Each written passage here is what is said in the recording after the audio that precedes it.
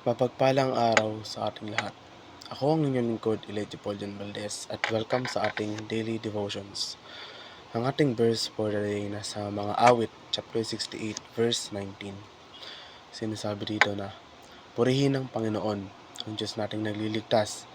Dinadala araw-araw ang pasanin nating hawak. Bawat araw ay nagdadala ng kakaibang saya at hamon. Minsan ang buhay ay magaan at masaya. Sa ibang mga araw, mabigat ang pakaramdam ng buhay. Sa ilang panahon ng buhay, bawat araw ay naglalaman ng ilan o maraming kabigatan. Sa kabutihang palad, alam ng Diyos ang lahat ng ating pinagdadaanan. Bagamat hindi nakikilala ng iba ang ating mga paghihirap o hindi man lang nila ito pinapahalagahan, nakikita ng Diyos ang lahat. Nangangahulugan ito na ang Panginoon ay sumasama sa atin araw-araw upang tumulong na tiisin ang ating mga paghihirap. Ang mga pasanin ng ibang tao ay ang pakikiramay, pagkilala at pakikisangkot sa buhay ng tao upang hindi nila ito kailangang harapin ng mag-isa.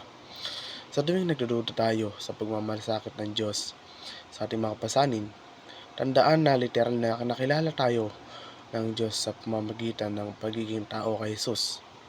Hindi lamang niya dinanas ang mga pagdurusa ng kalagayan ng tao, kundi ang paghatol na nararapat sa atin dahil sa ating kasalanan. Kaya tiyak na makikilala niya tayo at papasanin ang ating mga pasanin ngayon kung dadalhin natin ang mga ito sa Kanya. Ang ating tagumpay ay wala sa ating sarili o anumang bagay na magagawa natin sa ating sarili. Ito ay dumarating sa pamamagitan ni Jesus dahil siya lamang ang makakalaban sa kamatayan, kasalanan, karamdaman at kadiliman.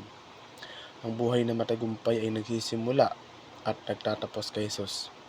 Walang tagumpay kung wala si Jesus. Dahil sa pamamagitan ni Kristo at sa kanyang sakripisyo, binibigyan niya tayo ng kapangyarihan at lakas upang madaig ang anumang sinusubukang talunin tayo. Kapag tayo ay sumasamba at nagpupuri sa Diyos, inaalis natin ang ating mga mata sa ating sarili at inilalagay ito kay Jesus. Humihinto tayo sa pag-iisip tungkol sa kung ano ang kailangan natin gawin upang nakatuon tayo sa kung ano ang kanyang ginagawa at kung ano ang kanyang gagawin.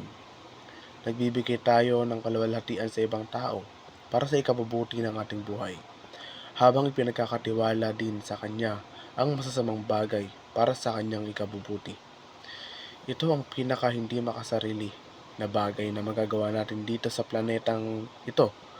At yun ay ang dahilan kung bakit tayo ang pinakabuhay kapag ginagawa natin ito. Tayo ang nilikha ng Diyos upang tayo ay sumamba kung sino siya.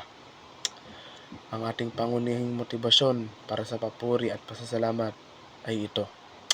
Siya ay ang dakila, siya ay karapat-dapat. Walang ibang dahilan para sa papuri.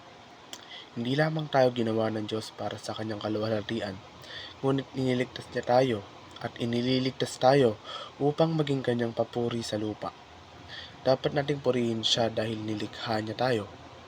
Ginawa niya ang ating mga katawan at isipan upang gawing maluwalhati ang kanyang papuri at awitin. Ang kanyang mga dakilang gawa. Itinuturo ng Biblia na ang tunay na pangmatagalang tagumpay ay sa wakas ay matatagpuan sa Diyos at sa pamamagitan ng pananampalataya kay Kristo.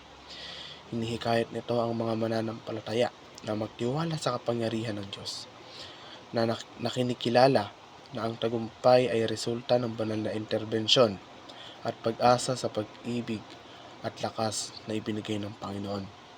Muli, ako ang inyong lingkod, Elijah Paul Jan Valdez, at dito na nagtatapos ang aking daily devotions.